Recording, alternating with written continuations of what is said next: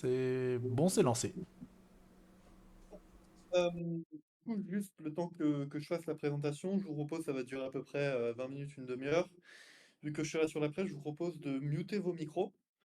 Comme ça, il n'y aura pas de souci, il n'y aura pas d'interférence. Si vous avez des questions, n'hésitez pas à m'interrompre. De toute façon, aujourd'hui, on est en petit comité. Est-ce que ça vous va? Ah bah du coup, j'ai dit muter les Parfait, micros. Répondre maintenant. parfait. Super, merci. Super. Mais du coup, je vous propose aujourd'hui, comme j'avais annoncé sur le canal French pour le Radio Tada, une petite keynote assez rapide sur l'utilisation de l'IA dans la crypto. Donc, il faut savoir que c'est la première présentation qu'on fait le jeudi soir, mais c'est un événement qui va être récurrent. On a remarqué qu'il y avait beaucoup de nouveaux arrivants dans la crypto sur le canal Tada. Donc on s'est dit que ce serait assez sympa d'en profiter pour fédérer la communauté et en même temps faire un peu d'éducation sur les sujets qui nous sont chers. Donc aujourd'hui, on va commencer par le sujet à la fois le plus général, mais qui touche le plus à Tada, l'utilisation de l'IA dans la crypto, parce que bah, comme vous le savez, Tada, c'est à la fois crypto, c'est à la fois IA. Cette présentation, elle va être en plusieurs parties, et elle va nous permettre de savoir, on va dire, tous les fondamentaux de l'IA, tous les fondamentaux de la crypto, on va faire un rappel dessus, pour pouvoir savoir par la suite analyser un projet, et savoir si ce qu'ils disent c'est possible techniquement, si ce qu'ils disent c'est plutôt pas possible. Comme ça, vous saurez mieux décortiquer au moins les narratifs dans lesquels ils se projettent. On va commencer par un petit disclaimer, comme ça se fait que je vais pouvoir lire. Cette présentation est fournie uniquement à des fins éducatives et informatives et ne doit être interprétée comme un conseil en investissement. Les technologies et les exemples discutés ici sont présentés pour illustrer les applications potentielles de l'intelligence artificielle dans le domaine de la crypto-monnaie et ne doivent pas être considérées comme des recommandations de trading ou d'investissement. Les opinions exprimées sont celles de l'auteur. Moi-même, elles ne sont pas destinées à être utilisées sans accompagnement explicatif de l'auteur lors de la présentation. L'utilisation de cette information se fait à la discrétion du spectateur. Qu'est-ce que ça veut dire? C'est qu'on va principalement parler de tech, on va peut-être mentionner des projets quelquefois. Entre-temps, c'est pas parce qu'on le mentionne que c'est forcément bien, c'est pas parce qu'on mentionne des projets qu'il faut forcément investir à l'intérieur, donc il faut toujours garder ça en tête, faites vos propres recherches. Le parcours de la présentation, on va rappeler la décentralisation, ce que c'est, la valeur première de la crypto. Ensuite, on va regarder c'est quoi les différents éléments d'une intelligence artificielle. Donc, on va décortiquer ce qui fait l'intelligence artificielle en tant que telle. Ensuite, on va appliquer les principes de décentralisation qu'on a vus en première partie à l'IA. Et on va finir après par une petite, euh, une petite session vérité vs arnaque sur l'utilisation de l'IA dans la crypto. Vous allez voir, c'est un petit jeu assez fun pour voir si, de un, j'ai bien fait ma présentation et si vous avez tout compris. On est parti. Donc avec la partie A, rappelle la décentralisation. La décentralisation, on entend beaucoup parler, c'est quand même pas assez concret, je trouve, dans l'explication de tous les jours. Donc on rappelle, là, on a deux modèles différents, un modèle qui est centralisé, un modèle qui est décentralisé. Pourquoi? Parce que quand vous allez faire une requête, par exemple un serveur web qui va être centralisé, on va avoir un nœud qui va détenir toute l'information et qui va pouvoir le distribuer à plein d'autres nœuds différents. Donc, disons que votre ordinateur c'est un nœud et vous savez que quand vous connectez sur Internet, bah, vous connectez en gros à un gros ordinateur qui contient l'information. La différence entre le système centralisé et le système décentralisé, c'est que dans le système centralisé, c'est un seul nœud, un seul gros ordinateur, un seul gros serveur qui va pouvoir donner l'info à tous les autres petits nœuds. Ou dans le système décentralisé, c'est chaque petit nœud qui va pouvoir se connecter entre eux pour se redispatcher l'information. Pourquoi? Parce qu'on part du principe qu'à partir du moment où un autre nœud a eu l'information, mais il peut très bien le redonner à un autre, le redonner à un autre, le redonner à un autre.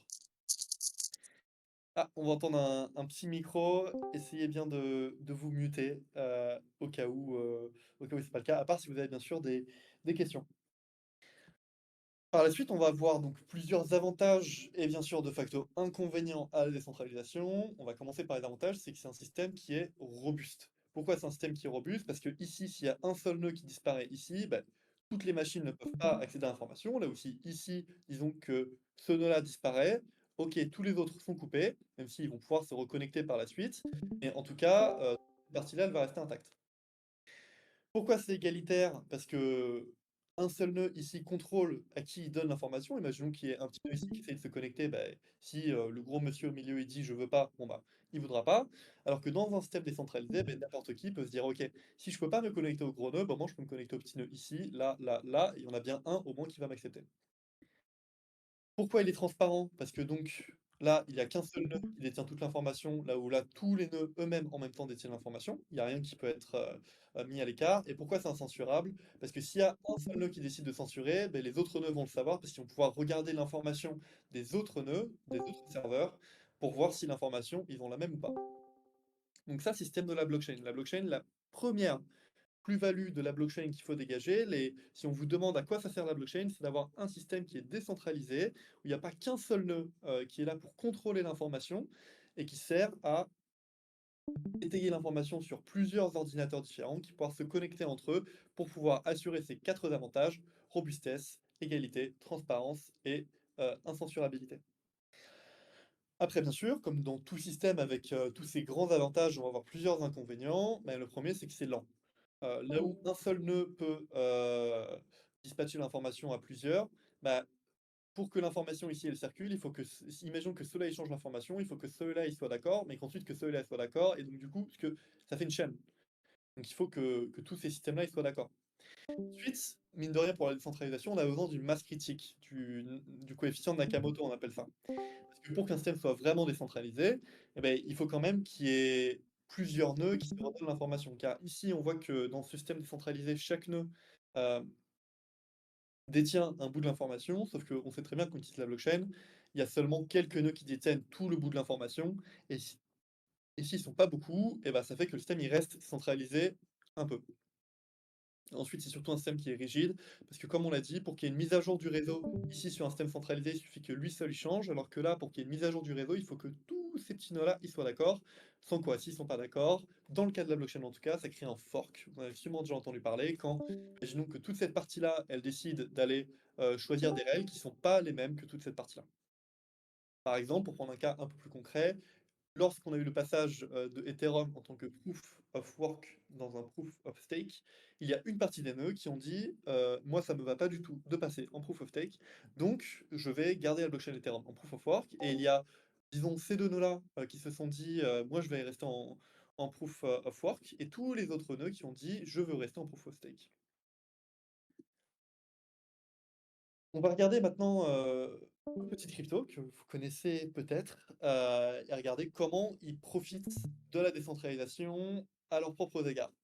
On a ici Bitcoin, qui est le système, de cash digital.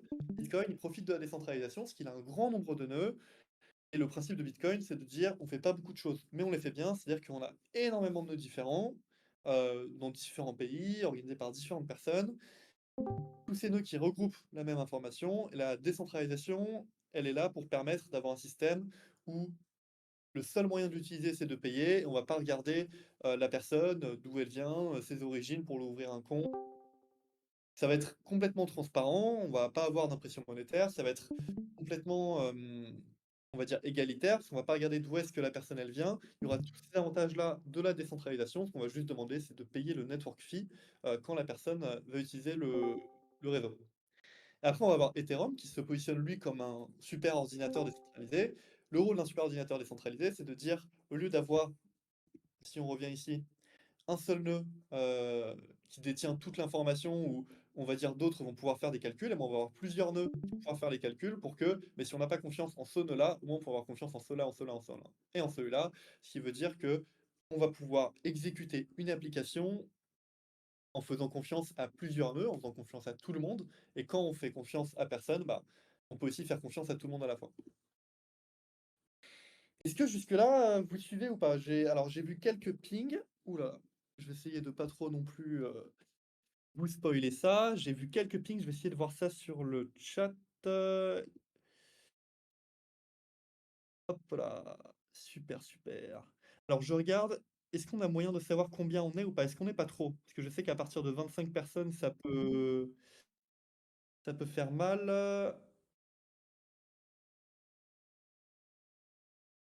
Regardez sur French, il n'y a pas accès.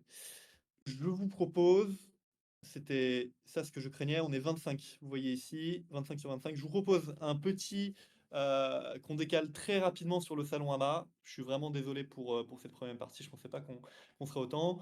Je vous donne tous rendez-vous sur le salon à bas. On pourra être beaucoup plus et beaucoup plus de personnes pourront rejoindre. Est-ce que c'est bon pour vous? Super.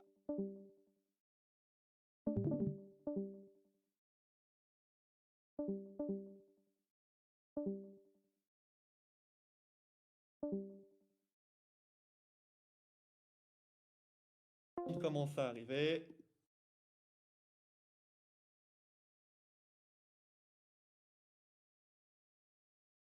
J'ai bien fait de regarder mes messages. On est maintenant 18. On va avoir encore les tout petites dernières personnes à la voice. Je vais leur dire toujours de revenir.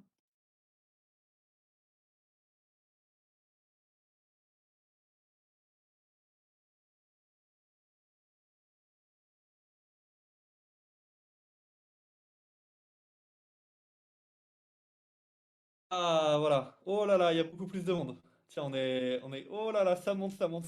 Ouh, on est maintenant 55, 56, 57.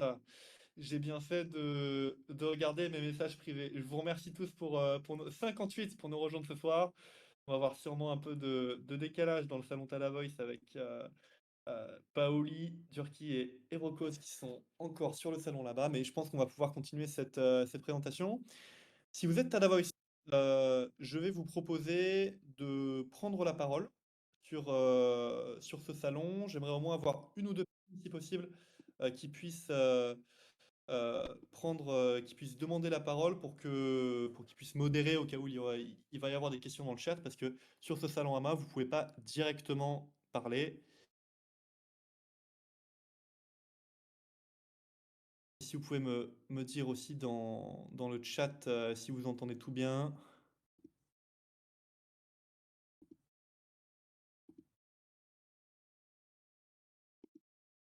Yes, super. Et si vous êtes à la force, n'hésitez pas à au moins demander. Comme ça, s'il y a une question, ça va me permettre de faire la présentation.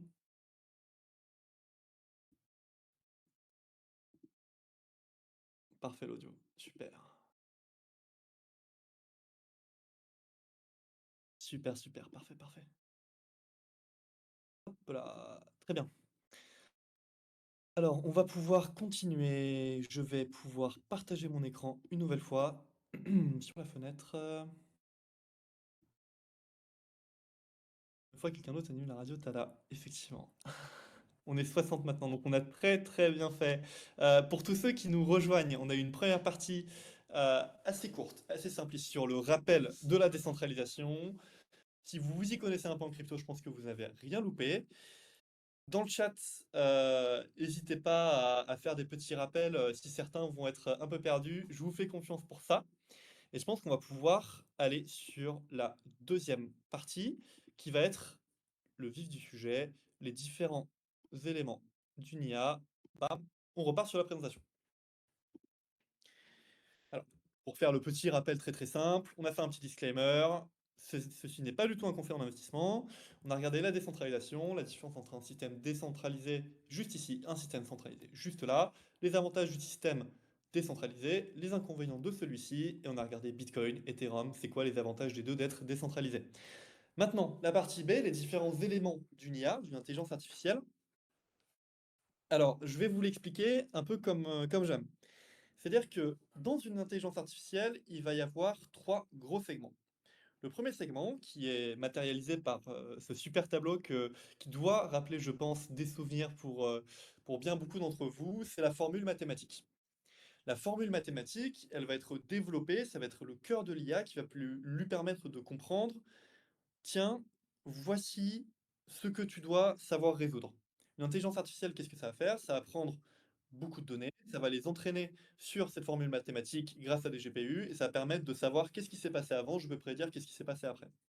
Donc par cette formule mathématique-là, ça va nous permettre de savoir directement, de dire à l'IA, voici ce que tu dois faire, voici comment tu dois ranger les données. La deuxième partie de cette intelligence artificielle, vous l'avez donc deviné, seront les données. Pourquoi j'ai choisi ce pictogramme des livres? Parce qu'il faut savoir qu'une intelligence artificielle, ça consomme énormément, énormément de data, des bibliothèques de data. Et donc, on va avoir une petite équation. Hop, attendez, je vais avoir un peu de mention. Je vais essayer de voir pourquoi on mentionne. Ah, problème. Yes. Alors, est-ce que... Merci de m'avoir mentionné. Est-ce que c'est bon ou pas? Est-ce que vous avez vu les slides?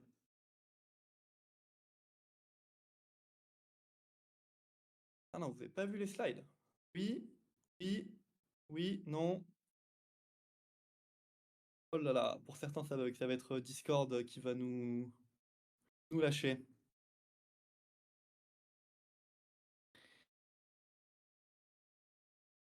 Pour les slides ou pas? Est-ce que vous voyez mon écran, au moins? Non, non, non.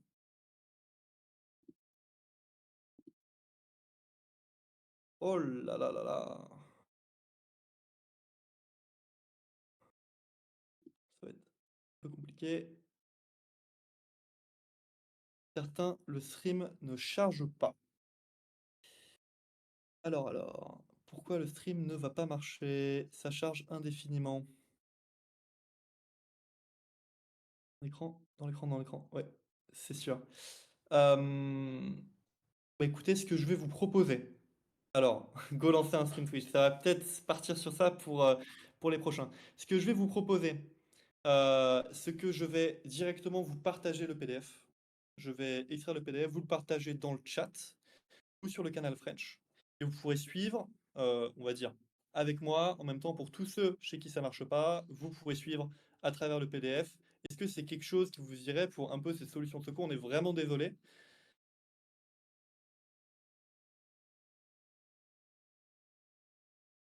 Oui, pas de souci. Ok, super. Bon, alors, je vais vous proposer, je vais aller très rapidement. Hop là, partager, télécharger, PDF.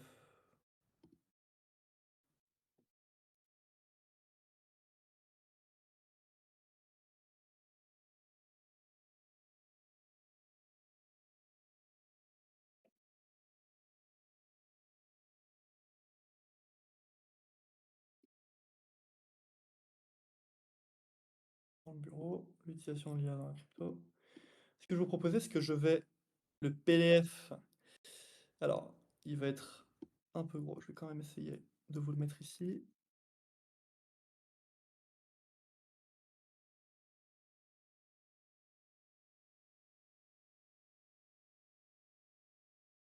Les aléas du direct, effectivement. Alors, le PDF est en train de charger. Il va être un peu gros, hein. Il est pas très optimisé. Au moins, ça prouve que ma connexion est bonne si j'arrive à upload ce gros PDF. Entre-temps, on est vraiment, vraiment désolé pour ce petit aléa du direct. Voilà, je vous ai envoyé le PDF, vous devrez l'avoir. Est-ce que vous pouvez justement me confirmer que vous avez le PDF? Je vais essayer de... On ne peut pas non plus le pinguer. Donc je vous propose, hop là, je vais copier le lien du message. 150 mégabits le PDF. Oui, j'espère que vous n'avez pas encore les forfaits ou que vous n'êtes pas sur votre téléphone. The PDF, le gros PDF. Mais écoutez, c'est tout le poids de ma connaissance. 156 mégabits sur 28 pages. Je vous propose qu'on puisse continuer. Tout est OK pour Woody. Tout paraît OK pour tout le monde. Je vous propose qu'on continue. Donc, tous ceux qui voient mon stream, si vous voyez mon stream, vous n'avez rien à faire. Si vous ne voyez pas mon stream, je vous propose de télécharger le PDF. Et ensuite, on va pouvoir vous dire quand est-ce qu'on va pouvoir changer de slide. Et on va pouvoir fonctionner comme ça. Edwin, je vais te proposer de télécharger le PDF qui est juste au-dessus. Et on va pouvoir continuer ensemble. Je vous propose qu'on y aille, ça télécharge. Super. En attendant, je pense que de toute façon, c'était un PDF d'illustration. C'était surtout pour appuyer mes propos. Vous pourrez toujours suivre en mode podcast, hein. Voilà, donc on va continuer pour tous ceux qui arrivent ici. Donc je disais, une IA, ça va être une grosse formule mathématique, plein de données sur lesquelles s'entraîner. Donc cette formule mathématique, elle va dire, imaginons que tu as des données précédemment, comment tu vas faire pour les regrouper et pour voir quelles données se ressemblent pour pouvoir sortir le meilleur output par rapport à l'input qu'on t'a donné. Et toutes ces datas-là, toute cette formule-là, eh ben, c'est tellement complexe qu'elle va être entraînée sur des GPU. Les GPU, c'est quoi? C'est des gros ordinateurs, des grosses cartouches d'ordinateurs qui, au début, étaient utilisées beaucoup pour le gaming, parce que ça permettait justement de faire le calcul des graphismes à une grande vitesse, et aujourd'hui qui est utilisé beaucoup dans l'IA. Et donc, quand on va avoir une super formule mathématique couplée à des superbes data, couplée à des super GPU, eh ben, ça va donner une intelligence artificielle du feu de Dieu. Vous reconnaîtrez notre petit robotat.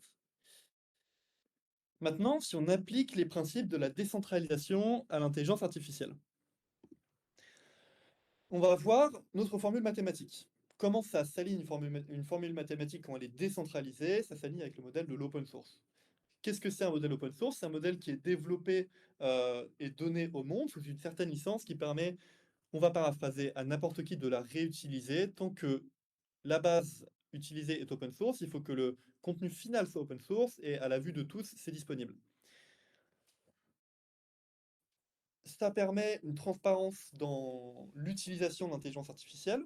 Pourquoi? Parce qu'aujourd'hui, vous avez par exemple tous déjà utilisé ChatGPT.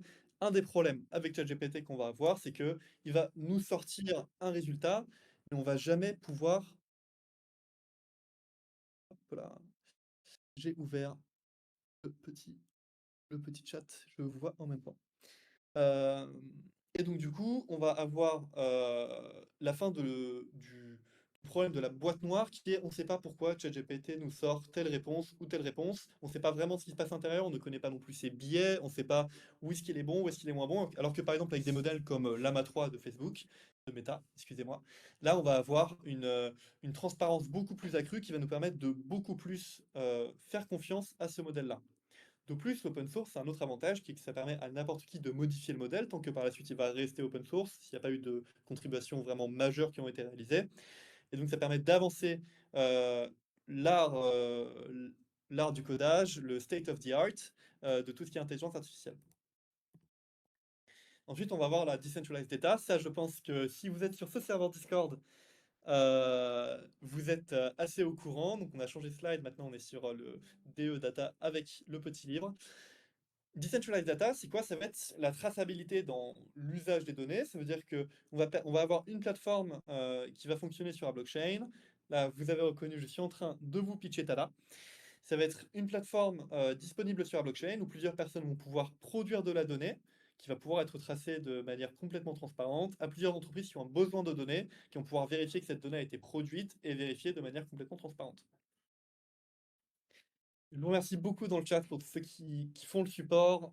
Wiki, Rastonit, vous êtes super sympa. Merci.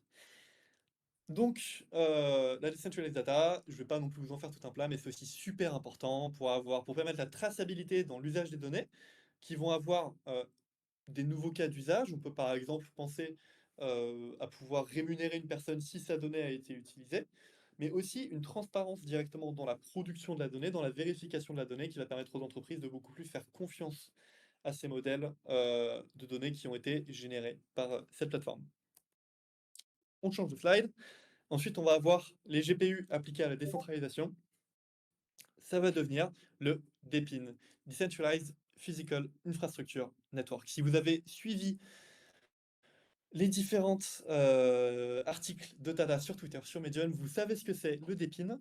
Ça va permettre à une infrastructure de GPU de se connecter entre eux pour pouvoir fournir une puissance de calcul. Pourquoi c'est intéressant d'avoir une infrastructure comme ça qui est décentralisée? On rappelle que dans un modèle centralisé, ça va être une entreprise, elle seule, qui va acheter un millier de GPU, qui va les mettre en circuit tous ensemble pour faire entraîner leur IA. Sur un modèle d'infrastructure décentralisée, on va avoir tout le monde qui va connecter son petit GPU et quand il l'utilise pas, va pouvoir le mettre en service. Pourquoi c'est intéressant? Parce que ça permet l'accès rapide à une infrastructure. Aujourd'hui, si vous voulez entraîner votre IA, vous devez passer par beaucoup de services qui vont prendre leur commission, qui vont faire tout ça. Et aujourd'hui, on sait qu'il y a des traitements de faveur. On sait qu'on va pouvoir accéder à certains services si on connaît le fondateur, parce qu'aujourd'hui, le GPU, c'est la mine d'or. Donc ça permet l'accès rapide et surtout égalitaire à l'infrastructure. Et ensuite, pourquoi c'est écologique et économique? Parce que ça permet à n'importe qui de mettre son GPU la nuit, par exemple, quand il l'utilise pas, d'utiliser le matériel maison quand il n'est pas utilisé. Ça, parce qu'aujourd'hui, on sait qu'il y a OpenAI, il y a un peu tout le monde qui va permettre de... ah super, on a un petit lien envoyé par Steve d'un PDF euh, qui est lightweight, qui est plus léger, si vous pouvez y aller. On espère que c'est pas un scam, hein. N'hésitez pas à me mentionner si Steve il nous a enfilé. Et donc du coup, ce matériel maison, adieu l'acide. Faites très attention, j'enfile personne. Bon, t'inquiète pas, on te taquine, Steve. On aime bien se taquiner sur Radio Tala. Et donc cette solution va être très écologique et très économique parce que ça va permettre aux entreprises de ne pas forcément acheter du GPU tout neuf, mais de pouvoir utiliser celui qui est juste pas utilisé. Voilà. Et donc du coup, quand on va avoir ces trois éléments-là qui seront décentralisés, c'est le manière de créer une infrastructure d'IA complètement décentralisée. On va avoir l'open source mêlé à une collecte décentralisée de la data, tout ça entraîné par des GPU qui sont aussi décentralisés, afin qu'il n'y ait pas seulement qu'un seul nœud, si on revient sur notre exemple de centralisé, décentralisé, qui agrège et qui distribue tout un modèle, mais qu'il soit plutôt une entièreté d'infrastructure qui puisse créer ce modèle-là. Maintenant, on va passer à une petite partie qui va être assez drôle, ça va être le vérité vs arnaque sur l'IA dans la crypto. Quand j'ai pensé à faire ce petit format, je me suis dit, tiens, qu'est-ce qui pourrait être un vrai use case de l'IA dans la crypto, quelque chose qui pourrait vraiment exister, vs qu'est-ce qui pourrait être quelque chose qui est technologiquement impossible. Par technologiquement impossible, j'entends quelque chose qui, aujourd'hui, en tout cas, on va sortir la date pour la postérité, le jeudi 2 mai à 21h29 pour être exact, n'est pas possible technologiquement de faire. Bien sûr, il y aura certains projets qui vont dire qu'ils sont possibles de le faire. On ne discrédite pas cela. On est simplement en train de dire qu'aujourd'hui, technologiquement, ça va pas trop être possible. On va voir le petit jeu. Pour vous donner un petit exemple, si on va à la slide suivante, je vous fais confiance pour tous ceux qui ont le PDF à la maison pour pas tricher. Est-ce que d'après vous, la collecte de données décentralisée, c'est un use case qui est possible ou non? Mettez dans le chat, oui ou non.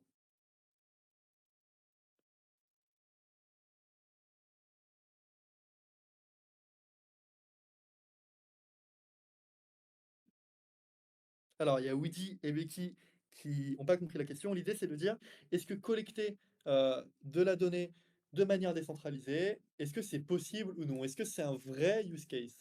Est-ce que ça peut vraiment marcher? T'adore en est la preuve. Exact. Oui, oui, oui. On voit beaucoup de oui. La réponse est 42. Eh bien, je suis navré de vous le dire aujourd'hui, mais effectivement, c'est possible, voilà, de collecter de la même façon décentralisée.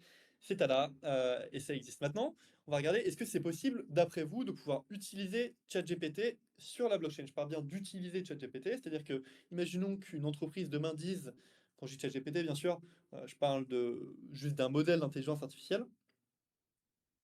Est-ce que d'après vous, c'est possible pour une entreprise d'avoir entraîné un modèle et de pouvoir le faire tourner sur des pins, et de pouvoir permettre à tout le monde d'utiliser ChatGPT sur la blockchain? Est-ce que d'après vous, ça va être possible ou non?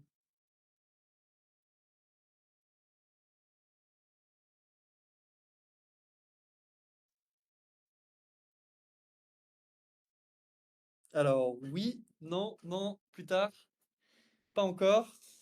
ChatGPT centralisé, oui. Quand je dis ChatGPT, c'est un modèle. On peut par exemple penser à Llama 2, un, un modèle d'IA. Ça devrait être possible. On va laisser Rome mettre son dernier commentaire. Ah, il y a Rastonit aussi qui est en train d'écrire.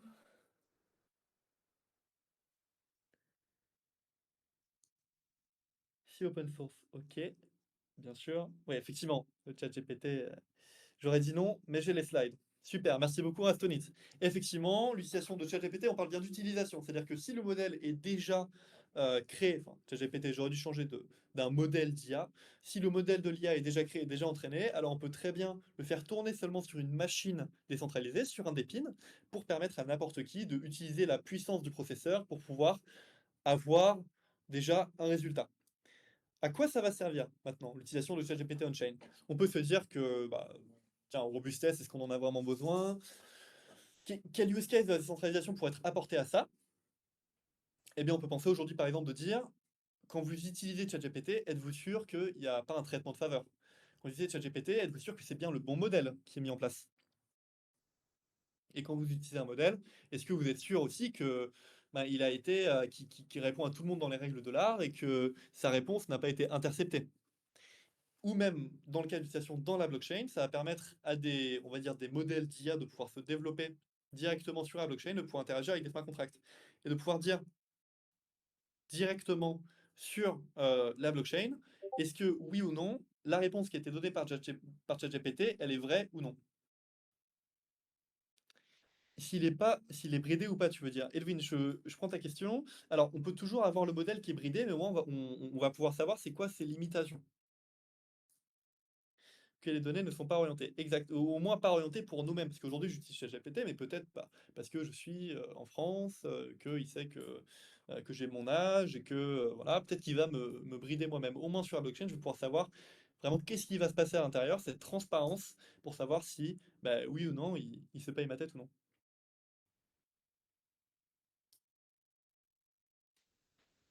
Ensuite, on va voir le prochain use case. Est-ce que vous pensez, maintenant que c'est possible, petite nuance, pas d'utiliser, mais bien d'entraîner un modèle d'intelligence artificielle on-chain? Par entraîner, j'entends, on a une autre super équation mathématique, on a nos super données, maintenant est-ce que c'est possible d'entraîner le modèle? Entraîner le modèle, qu'est-ce que ça veut dire? Ça veut dire le faire tourner sur les milliers de machines entre eux en même temps, qui se synchronisent en temps réel,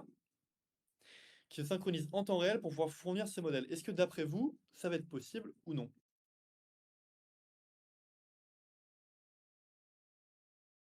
Alors, on est toujours 42 sur cette radio Tada. Je vous remercie beaucoup d'être restés avec nous malgré les petits problèmes techniques.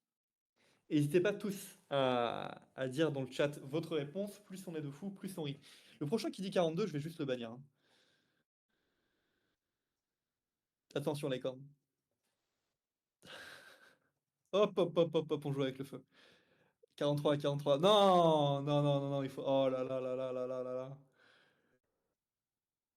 On est bon français, hein. Dis pas 42, dis 43.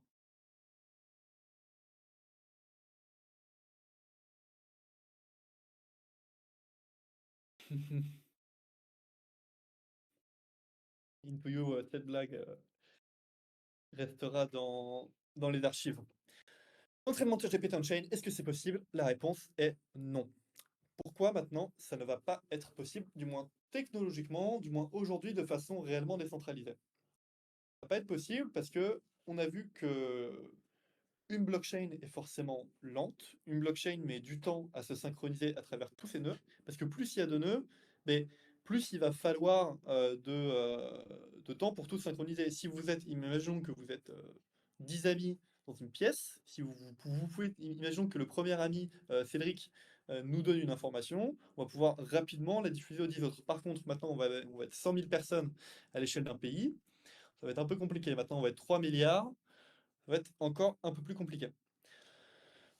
De ce fait-là, on va penser un peu la même chose avec les nœuds de blockchain. Plus il y a de nœuds blockchain, plus ça va mettre de temps. Or, pour qu'une IA se fasse entraîner, il faut que tous les GPU soient connectés et calibrés à la même seconde. Il faut que toute cette équation mathématique qu'ils ont entraînée avec des données, il faut qu'ils aient tous le même résultat, sinon ils vont diverger, ils vont forquer entre eux, et le modèle va être complètement inutilisable. Donc ça, c'est fake news, du moins pour le moment, du moins on va dire sur Ethereum. Maintenant, un use case qui se rapproche aussi de l'IA, mais qui va être, on va dire, plus une réponse au problème de l'IA, une vérification d'identité décentralisée contre les deepfakes. Par cela, j'entends, est-ce que ça va être possible d'avoir un système qui va pouvoir prouver si oui ou non eh ben, une certaine donnée est réelle ou fausse par la vérification d'identité?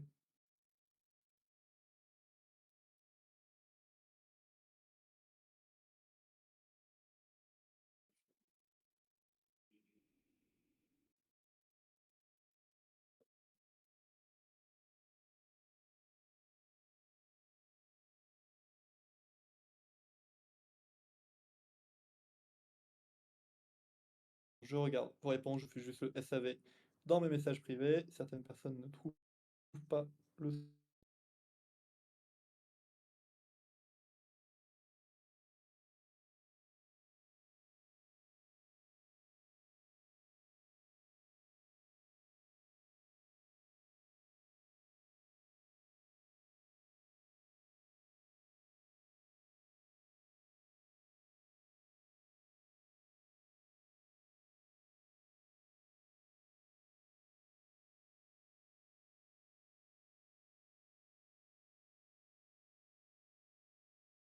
Alors, est-ce que vous m'entendez encore ou pas? J'ai rien dit de spécial.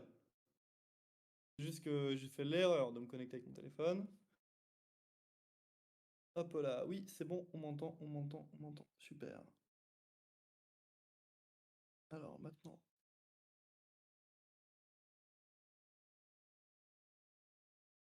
Alors, ça a bugué, on t'entend pas bien. Normalement, est-ce que là vous m'entendez ou pas? Ok, je vais pas pouvoir encore accéder au chat. Yes, yes, yes, c'est bon, on m'entend. Oui, oui, oui.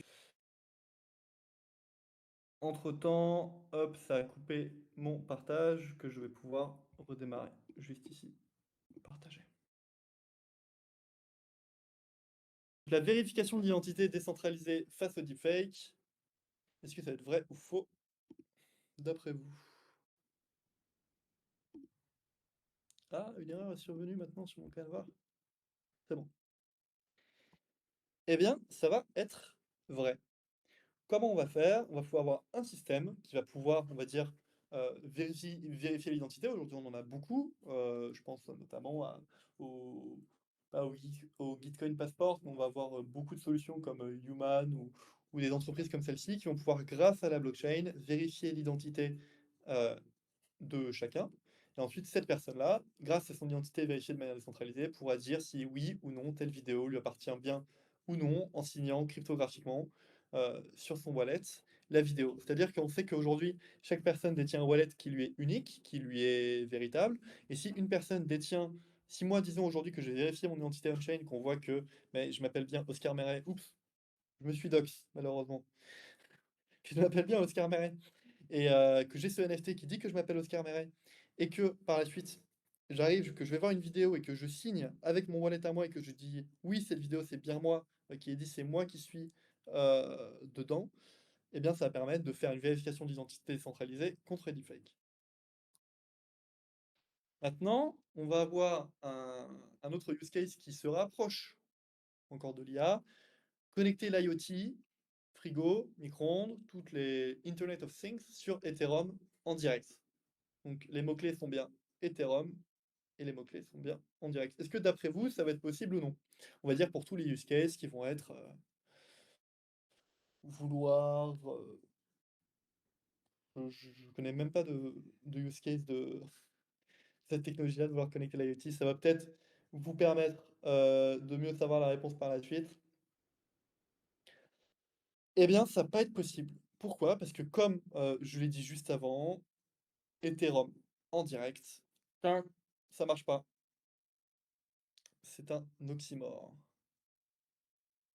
Et oui, parce qu'il faut que tous les ordinateurs d'Ethereum se connectent en même temps sur cette donnée-là, et le direct, ça va pas être possible. Voilà, voilà, ça va être... alors, parce que je vois pas vos commentaires, du coup, je sais pas ce que vous pouvez peut-être dire dans le chat, peut-être dire de mal sur moi, sur ma présentation. En tout cas, j'espère qu'elle vous a plu, et sincèrement, j'espère que j'ai pu vous apprendre quelque chose sur ce domaine-là, à la fois de l'IA, à la fois de la crypto, pour vous permettre de mieux naviguer dans ces eaux troubles. Et j'espère que ça vous a cultivé, ça vous a permis d'en vouloir plus. Pour en savoir plus sur l'IA dans la crypto, quelque chose que je vous recommande de faire si vous avez un peu de temps, ça va être d'aller sur le site CoinMarketCap. Quand vous serez sur CoinMarketCap, l'idée sera de regarder dans une catégorie que vous aimez bien, IA, crypto, DeFi, RWA, tout plein de sujets qu'on va couvrir dans les prochaines semaines. Et par la suite, aller regarder les projets, de la plus grande capitalisation jusqu'à la plus basse, pour pouvoir se dire, ah, tel projet, ça a l'air intéressant, tel projet, ça n'a pas l'air intéressant, toujours en regardant la technique, s'il vous plaît. Concentrez-vous sur la technologie. Si un projet est bon technologiquement, c'est possible qu'il performe par la suite, en tout cas plus que s'il est seulement bon sur le marketing. Voilà, voilà, je vous remercie beaucoup. Je vais pouvoir revenir maintenant sur les commentaires. Hop là, j'ai arrêté de streamer. Si vous voulez prendre la parole, si vous avez des questions, s'il vous plaît, levez la main. Je vais pouvoir vous donner la parole. Déjà, je vais avoir Proxima Senti. Je vais pouvoir inviter à parler. N'hésitez pas. Si vous avez des questions, si vous voulez prendre la parole, vous demandez et on vous la donne. Oh là là là là! Chaga, je vais te faire un cours spécial. T'inquiète pas. Alors, je lis entre-temps vos commentaires. Proxima, est-ce que t'aurais une question ou pas? Ou juste tu veux passer dire le bonjour?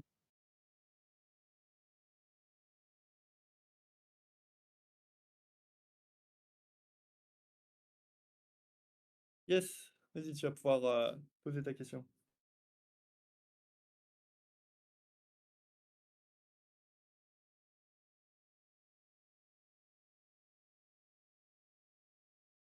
Entre-temps, je rattrape vos commentaires. C'était mon premier live. Ah, Shagia, ça me fait plaisir. 500 ETH pour celui qui passe en audio, juste pour dire 42, Sheldon Cooper. 500, ça vaut mal. Je sais pas, je sais pas, je sais pas. Je suis prêt à me faire là. Ah, alors il y a ton cercle qui s'allume. Moi, je t'entends pas. Euh,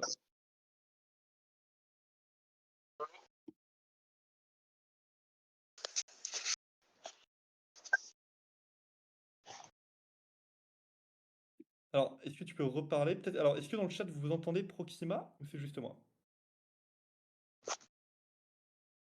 Bug, bug, bug. Non, non, non. Ah, non, non, non. N'hésitez pas. Si vous voulez prendre la parole, demandez la parole. Allez-y. Il a un Samsung. Chaleur, ça bug. Donc, n'hésite pas à poser ta question dans le chat. On peut faire Radio Tada sur un main. Vous devez juste demander la parole. Ne soyez pas timide. Ne soyez pas timide. N'hésitez vraiment pas à prendre la parole. Même si on était sur le channel Tada Voice.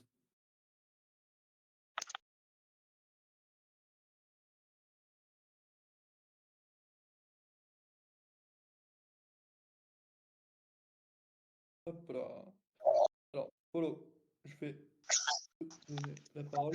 Polo, je vais te donner la parole, mais attention, hein, pas trop de bêtises. Mais je suis timide. Alors, juste prendre la question d'abord de HeroCause. Il Ouais, dit salut, pas bonsoir à follow. tout le monde. Alors, j'ai une question, je Bonsoir suis tout le monde. timide. Au-delà de produire des données pour entraîner des IA, quel use case IA Tada utilise pour lui-même ou pour ses clients? Je peux Au-delà parler, de produire des Césario? données pour entraîner des IA. Je peux Quel parler? use case IA Tada utilise? Alors, en termes de use case IA, un des seuls, en tout cas, qu'on va voir dans l'intelligence artificielle, où Tada sera positionné, ça va être sur la production de data.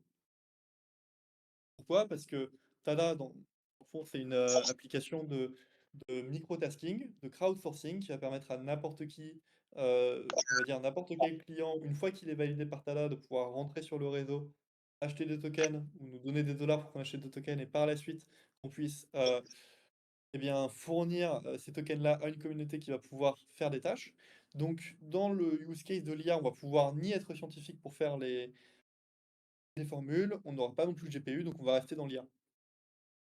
Par contre, pour des use cases un peu plus globaux, il n'est pas, on va dire, exclu euh, dans un futur que Tada puisse eh bien, faire du microtasking un peu plus global. Et Tada n'est pas cantonné à faire juste de l'IA, si c'était ta question. Je peux parler maintenant? Ah, j'entends Euh, pas follow. Ah, mais en fait, c'est Tu moi qui m'entends entends maintenant? personne, je crois. Tu Pourquoi m'entends? j'entends Voilà, personne? ouais. Non, C'était follow t'entends qui parlait, maintenant. c'est moi qui l'entends. Bon, les autres, est-ce que vous m'entendez? Si vous m'entendez, levez les mains. Mais après, vous m'entendez? Vous m'entendez? Mais c'est trop bizarre. Allô, allô? Ok. Ouais, c'est vrai que c'est Ah, déjà si, bon. je t'entends, follow. Tu m'entends? Ok, C'est bon. d'accord. Tout d'abord, j'aimerais te remercier pour ce beau, comment on appelle ça? C'est pour cette belle opportunité que tu viens de nous, comment on appelle ça? Transmettre. à travers le chat. Voilà, maintenant tout d'abord, j'aimerais ma question est que concernant le cas YC, qui se fera, voilà, est-ce que nous, voilà, parce que nous ne sommes pas dans la zone européenne, bon, la zone occidentale, purement en Afrique. Voilà, nous, parce que par rapport à notre technologie face à la blockchain n'est pas totalement, comment on appelle ça? Elle n'est pas totalement embrassée par nous. Voilà, en Afrique ici, précisément en Côte d'Ivoire. Voilà, il y a quelques-uns qui se démerdent. Voilà, pour, comment on appelle ça? Pour se mettre dans ce milieu-là. Maintenant, j'aimerais savoir au niveau du KYC, est-ce que si moi je fais mon KYC, est-ce que par rapport à la législation de mon gouvernement ou bien de trucs là, est-ce que si l'application doit sortir, est-ce que je ne serai pas en attente, c'est-à-dire en attente de validation de mon gouvernement ou bien de nos autorités pour pouvoir peut-être C'est une TADA question ou... sur TAS directement. Pardon? Puisque ouais, c'est une question sur TAS que tu poses. Alors normalement, c'est pas trop le sujet ce soir, ça va pas être une amatada. Euh, Après, je peux quand même te répondre assez globalement. Après, je te dirais, je remonterai cette question-là pour qu'elle soit répondue dans les prochaines amas, car je pense qu'elle est très très très intéressante. Elle est très très intéressante et très pertinente. Ta question, si je la récapitule bien, c'est, imaginons que tu es dans un pays où la blockchain n'est pas autorisée légalement, est-ce que tu auras quand même le droit d'accéder aux services de TADA dans ton pays à travers le KYC? Par rapport au Non. KYC, ça va être un sujet assez général que je pourrais pas répondre directement, mais dans l'idée, je pense que TADA va se cantonner aux lois locales de chaque pays. Bon, Et pas vraiment. Au fait, c'est juste que, ici, je ne coupe pas la parole. Ici, c'est juste que dans mon pays, c'est pas régularisé, au fait. Comme en Europe, il y a des, comment on appelle ça? Il y a des réglementations et autres. Ici, c'est-à-dire, il y a pas une centralisation. Il y a pas quelqu'un, il y a pas une entité, c'est-à-dire, gouvernementale qui gère le domaine de la blockchain. Voilà, il y a pas ce, comment on appelle ça? Il y a pas cette maîtrise-là ici. Est-ce que tu ouais, vois? Donc, ouais, j'aimerais pouvoir je parce vois. que vous, si vous devez venir peut-être comme vous êtes dans la législation et autres, si vous devez venir présenter TADA là, il faudrait une entité gouvernementale qui vous reçoit, ou bien vous pouvez avoir des documents qui attestent que vraiment la blockchain en Côte d'Ivoire tel ou tel. Maintenant, dans ce cas où c'est-à-dire c'est pas régularisé, c'est pas régularisé et autres, est-ce que nous, personnellement, on pourra directement, c'est-à-dire accéder à TADA sans que euh, J'ai compris ta question. Écoute, ce que je te propose, c'est que je vais remonter cette question en interne, parce qu'elle est quand même très précise, et j'aurais pas du tout envie de te dire des bêtises, surtout qu'il y a l'Icorn qui me regarde et qui attend tous mes mouvements, tous mes faits et gestes pour me bannir. En tout d'accord, il n'y cas, a pas de souci. te remercie pour ta question, mais Ok, je moi c'est fini, remonte, c'est fini, j'ai vu les questions. Tu peux me faire sortir maintenant du hall, comme on euh, le dit. tu, tu pourras juste te muter, y a pas de problème. Maintenant, je l'entends un peu plus Proxima. Est-ce que je t'entends Proxima ou pas? T'entends, toi? Yes, super. Est-ce que tu avais une question pour le sujet de ce soir? Oui, ma question, non, c'était seulement pour rebondir sur le fait que tu parlais d'identification via la blockchain. Et Yes. je crois savoir que pour les JO à Paris, les athlètes et puis la sécurité seront identifiés via la blockchain. Ah ouais, Oui, alors je t'as, t'as plus d'infos là-dessus? ne sais pas exactement sur quel réseau ça tourne, mais je sais que ça a été mis en place et développé depuis plusieurs années. Ouais. Alors, la blockchain, à la rescousse, on va pouvoir regarder en direct. Sécurité renforcée, une sécurité adaptée. Ok. Je vais pouvoir regarder ça Je te propose de te muter quand tu parles pas parce que il y a des petits échos. En tout cas, c'est une question qui est assez intéressante qui va demander d'être un peu plus regardée, un peu plus. Hop, tu t'es pas mute, Proxima. J'y arrive même pas.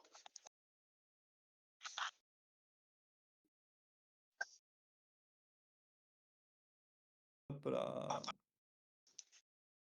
Tu peux, s'il te plaît. S'il te plaît. Ah, super, c'est bon, il s'est muté. Et donc, du coup, il faut pas oublier La blockchain, c'est aussi un buzzword qui est beaucoup utilisé. On parle beaucoup notamment des certificats sur la blockchain, des diplômes sur la blockchain, de la sécurité sur la blockchain. Il faudra regarder ce sujet plus en profondeur, et notamment dans l'aspect technique, à quel point est-ce que cette blockchain est décentralisée, parce qu'on a eu beaucoup notamment de cas d'usage de la blockchain qui étaient dits, où eh bien, les entreprises disaient par exemple, tiens, mon diplôme il est sur la blockchain, sauf qu'ils oubliaient de préciser que c'est une blockchain complètement centralisée avec trois nœuds validateurs, dont deux détenus par le cofondateur de l'entreprise. Donc à partir de là, eh bien, la blockchain n'a plus vraiment de sens car on rappelle que la première proposition de valeur de la blockchain, voilà, par exemple les diplômes de la fac de Lille, certification sur blockchain nous dit KitPay, je ne connais pas directement ce cas précis-là, en tout cas de tous les cas que j'ai pu voir, mais c'est souvent des blockchains privées. Comme par exemple le cas de Carrefour qui déclarait il y a 4 ans utiliser la blockchain pour la traçabilité. Mais en fait, ils utilisaient la blockchain d'IBM, IBM qui était une blockchain privée. Donc il ne faut pas non plus tomber dans le piège, c'est-à-dire qu'à chaque fois qu'on voit une news comme ça, c'est tout le temps bien de double-checker, de triple-checker, d'aller au fond des choses pour voir si en fait la blockchain est vraiment décentralisée et si le cas d'usage est vraiment vrai ou pas.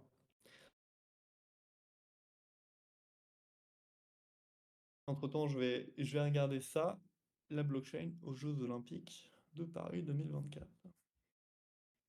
Mais c'est sûr que c'est un use case qui est très intéressant, car la première, on va dire, première plus-value de la blockchain qui va être cette décentralisation, finalement, grâce à la sécurité, on pourra avoir une sécurité qui sera beaucoup plus transparente.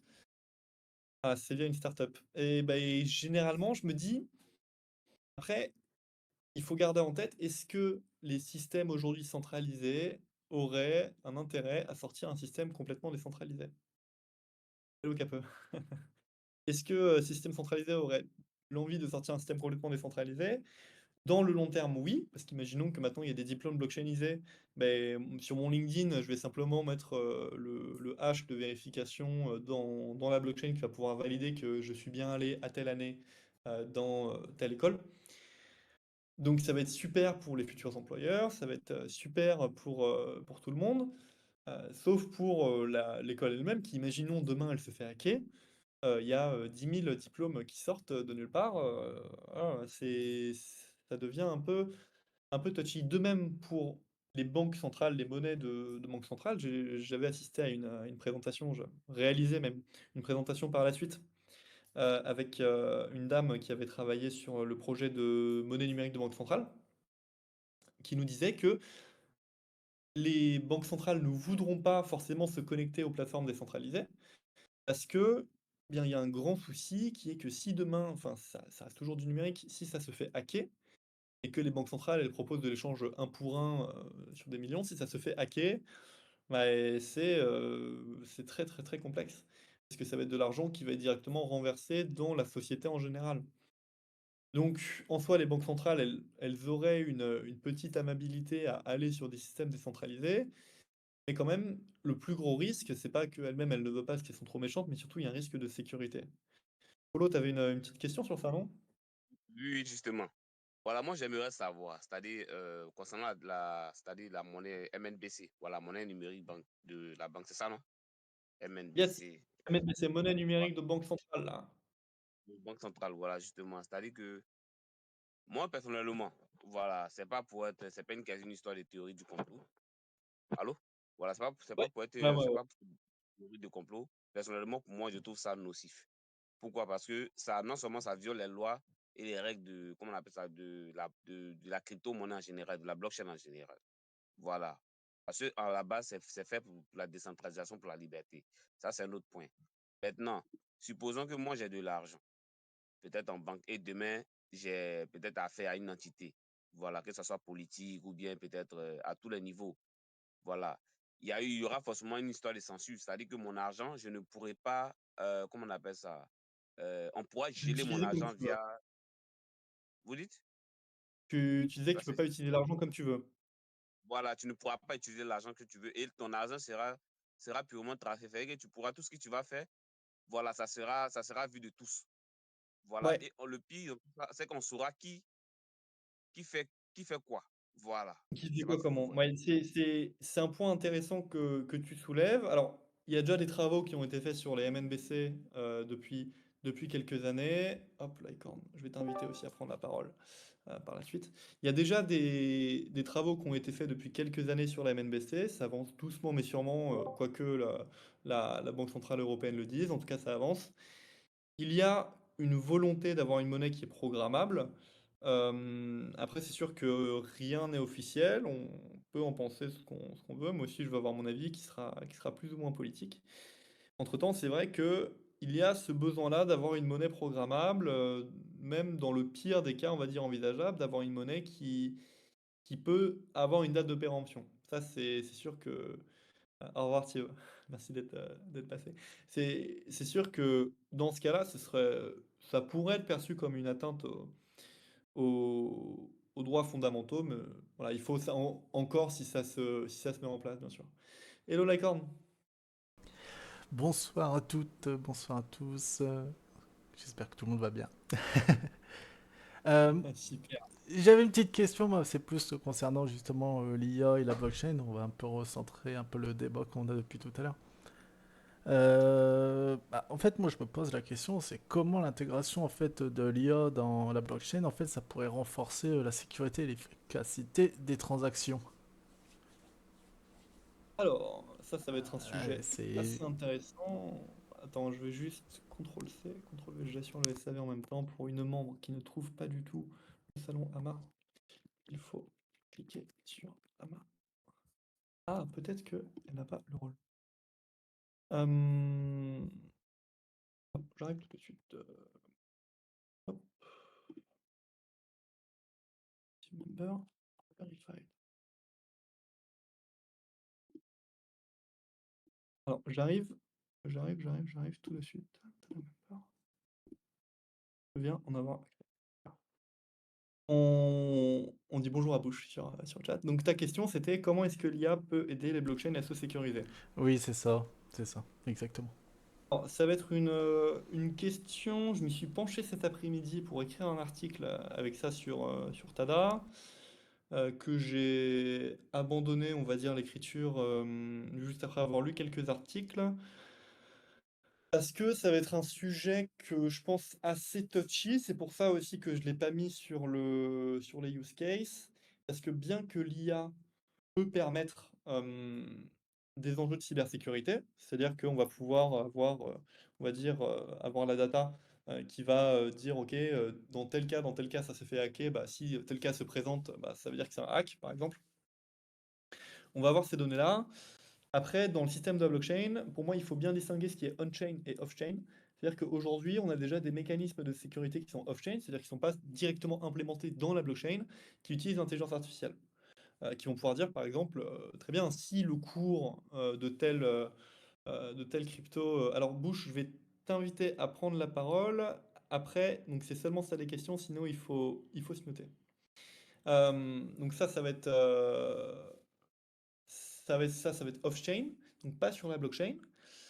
Et si c'est pas sur la blockchain, donc dans ce cas-là, ça existe déjà. Il y a déjà quelques solutions qui disent, bah tiens, si tel coin descend de 15% en moins de 2 minutes, bah on coupe le price feed, on arrête de l'utiliser. Ou d'autres qui vont dire, tiens, s'il y a 5 milliards de dollars qui est retiré du protocole au même moment, bah on va bloquer le protocole. Mais ça, c'est off-chain. C'est-à-dire que ça va être une API qui va écouter, qui va avoir des droits d'administrateur pour le faire. D'accord. Maintenant, pourquoi on aurait besoin de le faire on-chain? Parce qu'on va dire, OK, on ne fait pas confiance aux droits d'API de l'administrateur, donc on va devoir, en fait, là, ce serait l'utilisation du modèle de d'IA décentralisé on-chain, où on va avoir une query, enfin une demande qui va être émise à ce modèle-là on-chain, on va pouvoir prouver que ça a été bien fait on-chain, la réponse va aussi être faite sur la blockchain, et donc par la suite, le modèle pourra prendre les décisions adéquates. Pourquoi ça, j'y crois moyennement, que j'ai décidé de ne pas écrire dessus et de ne pas en parler, parce que ça va être super compliqué à mettre en place et super coûteux. Et l'idée, en fait, ça marche déjà très très bien off-chain, et je me dis pourquoi, quel serait l'intérêt de le mettre on-chain? C'est Euh, c'est exactement la question que je me Après, il y a pose. plein de startups qui s'y mettent, qui sont très très prometteuses, mais en tout cas, aujourd'hui, ou même enfin, hier, parce que je ne l'ai pas encore sur les papiers universitaires, mais c'est sûr que c'est un use case qui se développe. Voilà. Juste pour l'avantage d'avoir de la transparence, c'est ça? Ouais, bah, l'idée d'avoir de l'IA justement intégrée dans ta blockchain, ça va permettre de être absolument sûr que telle requête a bien été répondue par telle requête. Parce qu'aujourd'hui, si je dis, OK, tiens, je sécurise ma blockchain avec mon algorithme que je fais tourner chez moi, parce que c'est trop compliqué de le faire tourner sur un ordinateur, enfin sur un blockchain, bon, on va devoir me faire confiance en me disant, OK, Oscar, tu nous dis comme quoi ta réponse, ça a été telle de par tel algorithme qu'on a entraîné, mais qu'est-ce qui me dit que c'est vraiment ça? Moi, je vais dire, bah, vous devez me faire confiance. Donc, c'est pour ça que je vais devoir héberger ce modèle-là on-chain et que par la suite, mes contrats intelligents sur la blockchain vont pouvoir écouter l'intelligence artificielle, lui balancer des informations et que l'intelligence artificielle va pouvoir répondre oui, non, coupez les vannes, faites ça ou pas. Notamment le use case là, de la DAO décentralisée par l'IA. On pourra par exemple penser à une DAO qui sera, enfin dans les prochains jours, c'est sûr que ça va arriver, une Decentralized Autonomous Organization, donc une organisation complètement décentralisée qui va être gouvernée par une IA. Donc, mais par exemple, on a notre partenaire Neurochain, si je ne m'abuse, qui s'occupe d'intégrer l'intelligence artificielle dans la blockchain. Et donc, c'est sûr ils font beaucoup, beaucoup de recherches à l'intérieur pour permettre justement cette IA qu'elle soit entraînée on-chain, qu'elle soit utilisée on-chain, pour avoir un taux de latence qui soit vraiment bas et surtout des coûts qui soient tout aussi bas. D'accord, ok. Donc c'est juste en gros, on pourrait l'intégrer dans la blockchain uniquement par souci de transparence. Un peu, en gros, l'utilité de la blockchain actuellement, du coup. Ouais, ouais, exact. Bonne nuit, Mine. D'accord, ok, pas de souci. Bon, bah c'est bon, j'ai eu ma réponse. Du coup, je me mute 42. Oh là, tout ça pour ça. Tout ça pour dire 42. Non, pas Vous du y tout, croyez? pas du tout, pas du tout, pas du tout. C'était vraiment, j'avais Slash, vraiment une question. slash ban like posé comme ça. Sheldon, il est très très très heureux là. Très très heureux. Je t'envoie mon adresse ETH en MP du coup. Ah, Sheldon. là, il y a 500 ETH à prendre, Ah ouais. hein. Bon, bah, c'est quoi, je te banne pas, tu me files la moitié, on partage. Bon, allez, on fait comme ça. Y a pas de souci. Très bien, s'il y a d'autres questions dans le chat, n'hésitez pas. Bon, là, on peut parler ou bien bon, mais c'est plus On nécessaire. peut pas le battre, Parce qu'on n'avait attends. pas terminé notre discours de MNBC, et puis bon, là, il a commencé à. Non, non, mais je pense effectivement MNBC, ça peut être maintenant. Je te propose D'accord. qu'après, en fin de soirée, s'il n'y a pas d'autres questions, on va. Ah, merci beaucoup, Kaiser, pour ton message, ça nous fait chaud au cœur. Euh, je vous propose, alors s'il n'y a pas d'autres questions, on va pouvoir clôturer cet amas et tout basculer dans le Tada Voice. Ok, super, et à bientôt. À bientôt, à bientôt, à bientôt. Bah, ça, c'est s'il n'y a pas d'autres questions. Est-ce Non, mais que ça va, question. Woody, alors il n'y a pas de sub, mais il y a une adresse ERD que je vais te faire parvenir en message privé. C'est pas la mienne, hein, c'est celle d'un ami. Qui s'appelle Licorne. Licorne, exact. Et ensuite, on partage en deux. Autotune, Mais bon, mais bonne soirée. N'oublie pas, Ah, comment on appelle ça, par rapport au KLC. Voilà, il faut faire oui, oui, monter oui, ça. je poserai la question, on demandera en privé. Ben oui, Bush, qui vient d'arriver, qui a mis un peu de temps malheureusement. On va pouvoir te transférer la retransmission, si on a une en public. En cours. Bonne soirée à tous, sachant qu'on se retrouve tous sur le Tada Voice, donc le salon qui est Ouais, juste en bas. On va pouvoir tous parler entre nous, faire une petite discussion ouais, assez sympathique. Je vais vous rejoindre pendant une dizaine de minutes, et puis ensuite, moi aussi, je vais reprendre des forces pour la grosse journée de demain, limitée à 25 si on fait une présentation. Donc ça veut dire que si il n'y a personne qui partage son écran, normalement, ça va le faire. Pour la ok. rediffusion, on doit encore voir ça. On va voir si c'est possible, mais voilà. Merci à vous, on se retrouve tout de À jeudi suite. prochain, à jeudi prochain, Tada Voice. comme on le dit.